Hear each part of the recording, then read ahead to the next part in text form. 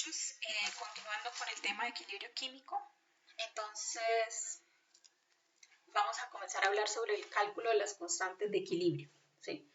Entonces, ¿qué pasa si dos reacciones son sumadas? ¿Sí? Esa sería como la pregunta. ¿Qué sucede con el valor de la constante? Entonces, por ejemplo, nosotros tenemos acá una reacción donde tenemos un ácido y él se disocia y forma iones H+ y iones A-, ¿sí? Esa reacción tiene una constante de equilibrio que vamos a llamar K1, ¿sí? Y esa constante K1, pues, va a ser igual o va a ser proporcional a la concentración de los productos, al producto de la concentración de los productos sobre la concentración de los reactivos, ¿sí? Ahora, si tomamos y adicionamos a nuestro sistema, imagínense que tenemos un Erlenmeyer y adicionamos a nuestro sistema una sustancia que inicialmente está conformada por iones H+ más C y me produce CH, ella tendría una constante que sería la constante K2, ¿sí? Y este K2 a su vez también tendría una relación en función de la concentración de los productos sobre los reactivos. Voy a colocar acá el puntero del láser. De los productos sobre los reactivos. ¿Listo? Ahora, esas dos reacciones, como están en medio del sistema, están en el Erlenmeyer, entonces, pues pasa algo entre todas estas sustancias que están aquí presentes. Entonces, lo que vamos a hacer es sumar estas reacciones. ¿Qué da? ¿Sí? Entonces, aquí pues vemos que a un lado al lado izquierdo de las líneas del equilibrio se encuentra el ion H+, pero al lado derecho también está presente, ¿sí? Entonces, estos dos que están aquí se van a cancelar. Y al final, pues nosotros tenemos lo demás que está aquí presente. Sería HA, que es el ácido, más C, más el ion A- más CH+, ¿sí? ¿Y qué pasa con el valor de la constante, que era la pregunta inicial? Bueno, entonces cuando dos reacciones químicas son sumadas, el valor de la constante final es el producto de estas dos reacciones, ¿sí? Entonces K3 viene siendo igual a K1 por K2, ¿sí? Entonces K3 va a ser igual a K1 por K2, que si los colocamos en términos de las concentraciones, entonces K1 que es H+ por A- sobre HA por K2 que viene siendo CH. Bueno, aquí se me...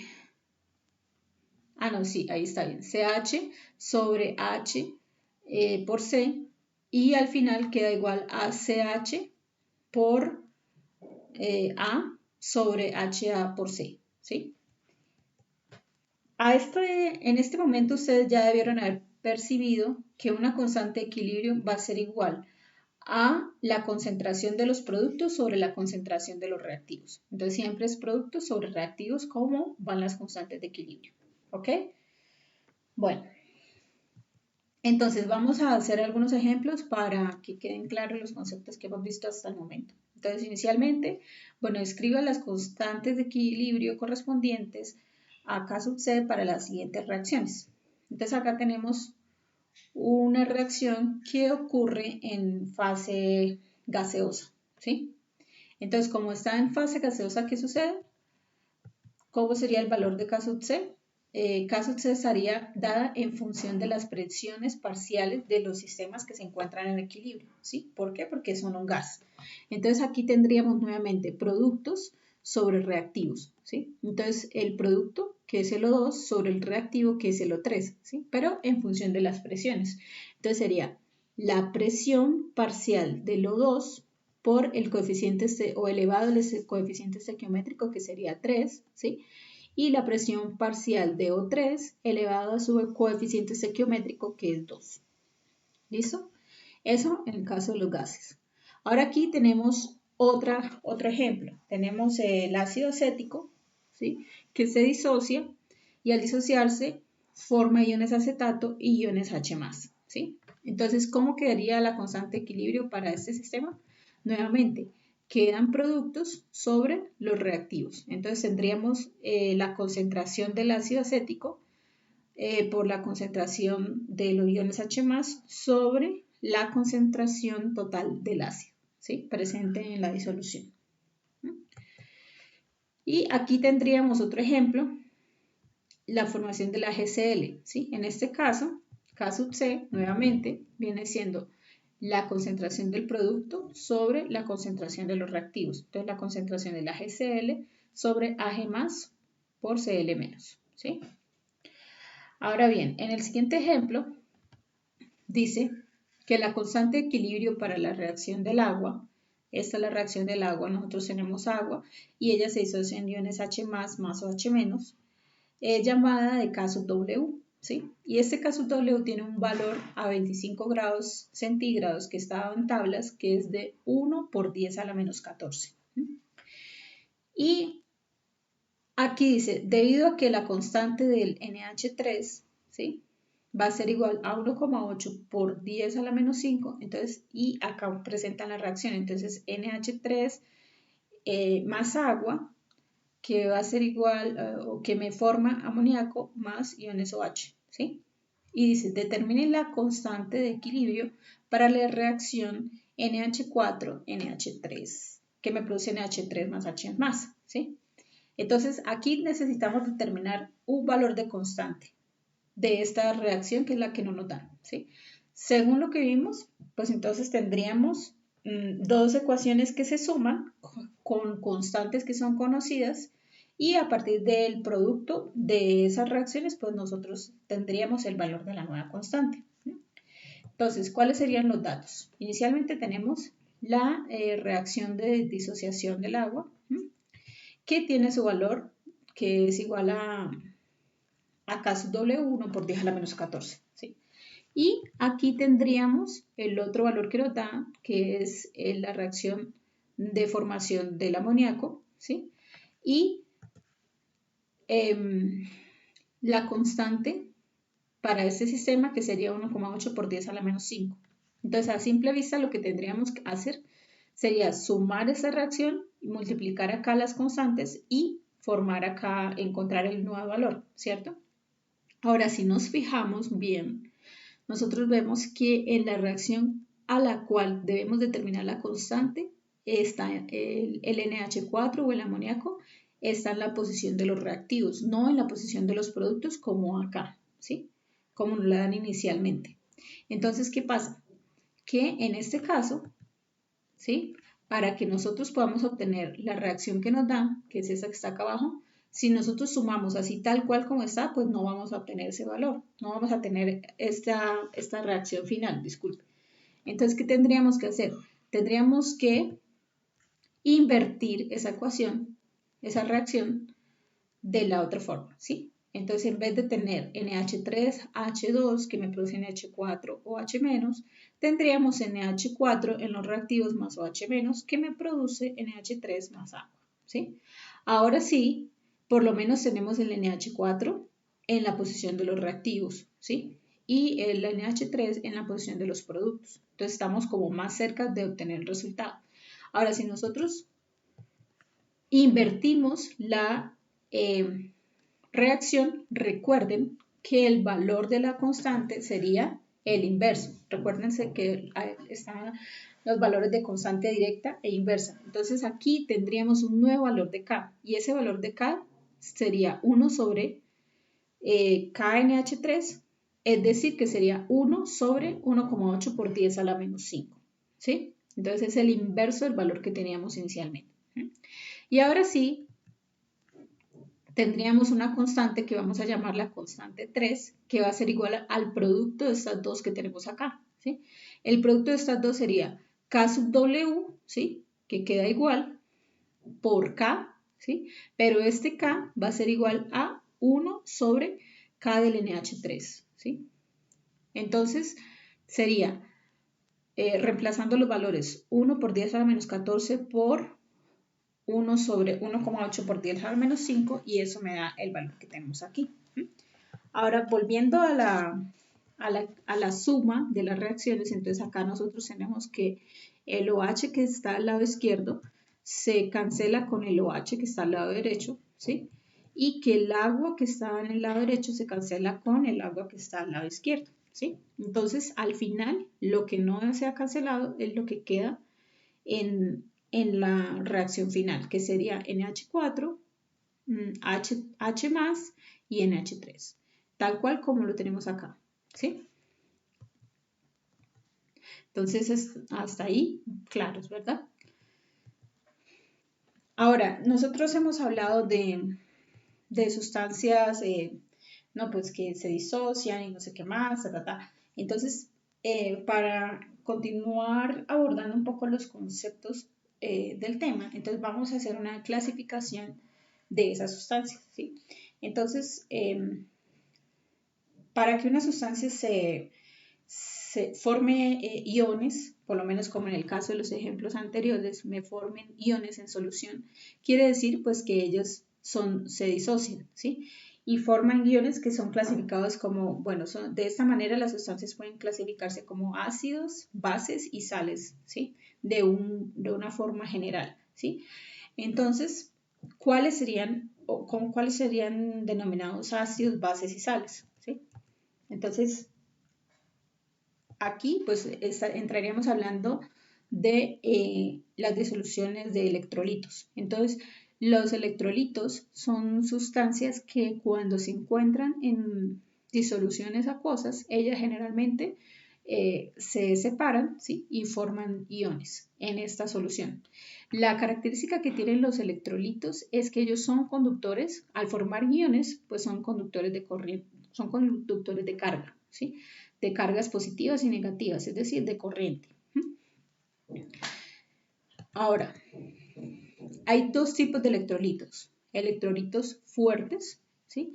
Que son aquellos que se denominan fuertes porque presentan una disociación completa cuando se encuentran en solución acuosa, ¿sí?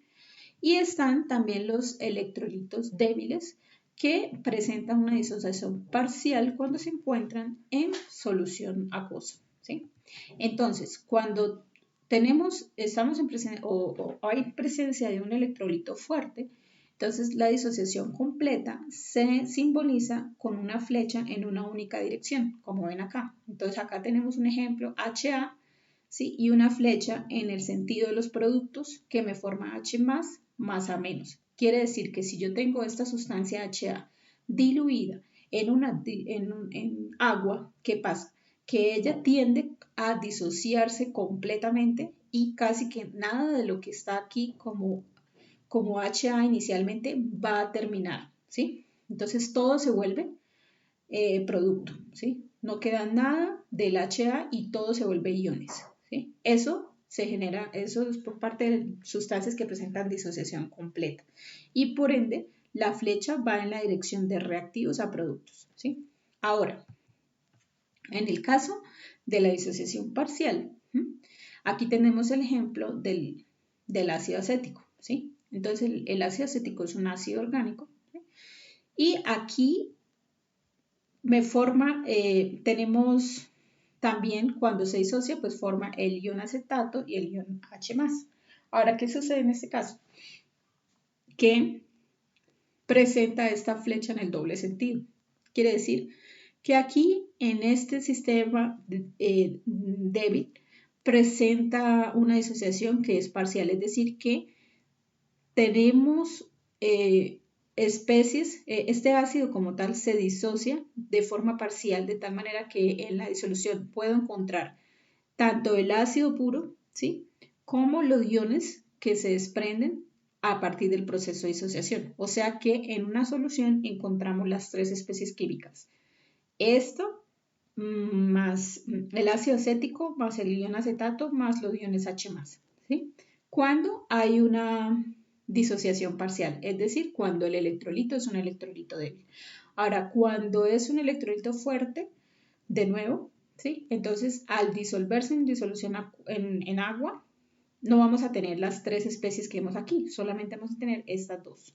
¿Listo? Ahora, ¿qué son clasificados fuertes o débiles? ¿Sí? Entonces estamos Hablando de ácidos, ¿sí?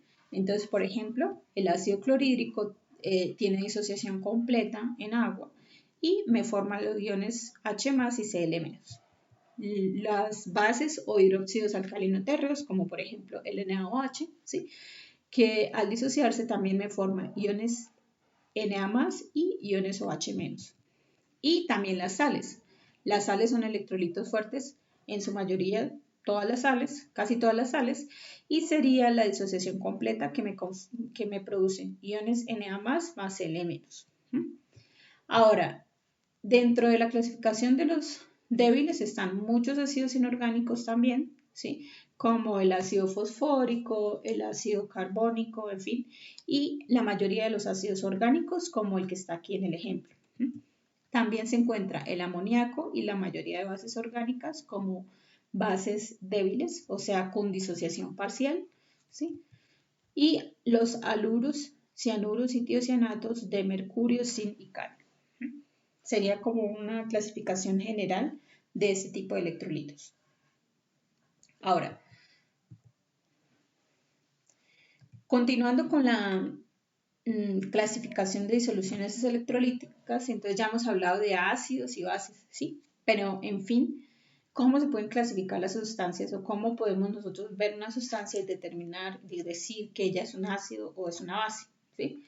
Entonces, podríamos verlo desde un contexto histórico, ¿sí? Y aquí hago un paréntesis porque es importante ver cómo surgió este conocimiento en aquel momento, ¿sí? Entonces, inicialmente, Arrhenius, ¿sí? Él fue, digamos que la persona o el pionero en observar que en disoluciones acuosas la presencia de iones eran producto de ácidos, bases y sales, ¿sí? Determinó eso, ¿sí? Entonces se preguntó qué sería un ácido, una base y una sal. Entonces la definición de Arrhenius dice que un ácido es una sustancia que libera H+, ¿sí? Y la base vendría siendo una sustancia que libera OH-, ¿sí? Aquí nos vamos a centrar en ácidos y bases porque las sales serían consecuencia de la neutralización, ¿no? Ahora, ¿cuál es el inconveniente de esta teoría de Arrhenius? El inconveniente es que solo era aplicable para disoluciones acuosas. Si bien muchos de los trabajos en química analítica se realizan en disoluciones acuosas, pues hay una infinidad de sustancias que de sustancias, no de procesos o de sistemas que no van solamente en disoluciones acuosas, ¿sí? Entonces eso pues generaba como una limitante. Y lo otro es que no consideraba sustancias que tengan un comportamiento ácido o básico, pero sin que fuera lo obvio como que liberaran H más o H menos, ¿sí? O sea, sin que liberaran ese tipo de sustancias, es decir, que sin que las tuvieran presentes, pero le dieran un carácter ácido o básico al medio en el cual estaban presentes.